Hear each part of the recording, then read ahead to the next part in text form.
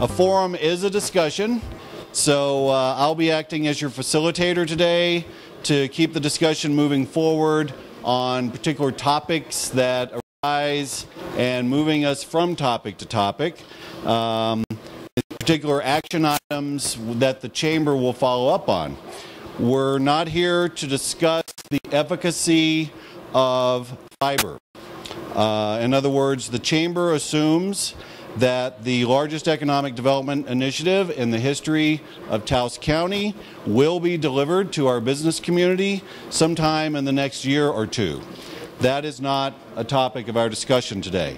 We need to get out of the habit of referring to this initiative by terms that are used by certain utility providers in the area. I realize that this is probably more opinion than fact, but I'm going to say it anyway, which is that there are two utilities in town that deliver something they call broadband. The topic of today's discussion is not that type of broadband. We're talking about fiber, which is a whole other product in terms of the Chamber's view of what this economic development initiative is. When we're talking about gigabytes versus megabytes, I just really want to try to get us away and come up with a new way of describing this initiative to our business community that is less confusing to them.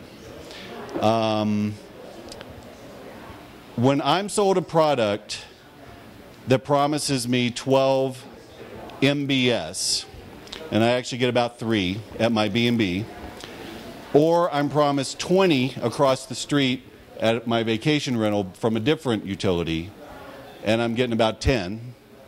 We're not talking about megabits when we're talking about fiber. What the business community needs to know in an educational initiative that the Chamber wants to sponsor is, what's the difference? And what does that really mean for me as a business person?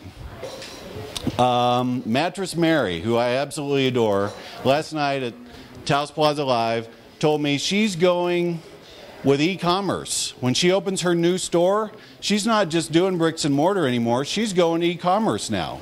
She's marketing to the big, wide, wonderful world.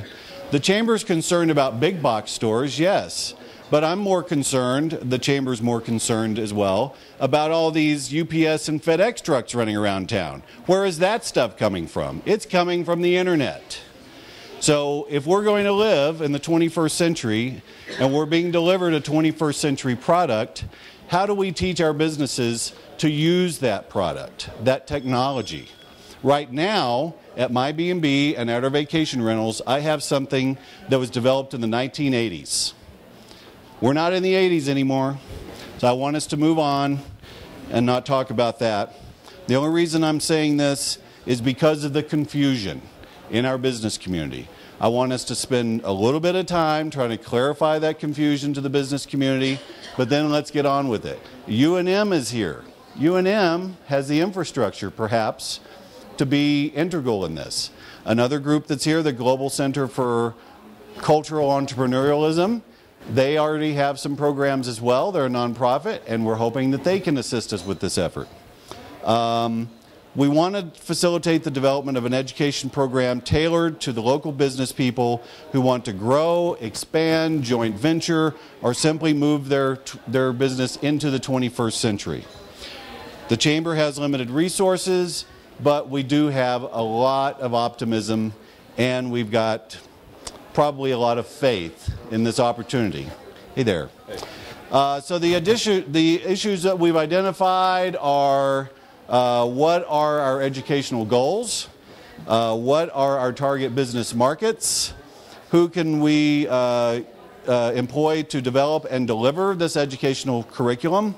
What are the potential funding sources? Who will join us for the next 12 to 24 months while this thing's being built out to actually deliver this product? And finally, accountability. Who wants to take responsibility? Even if it's the Chamber, we think that we might be ready for such a thing. So first, I'm going to let Kit Carson speak and introduce themselves. Here you go, Steve.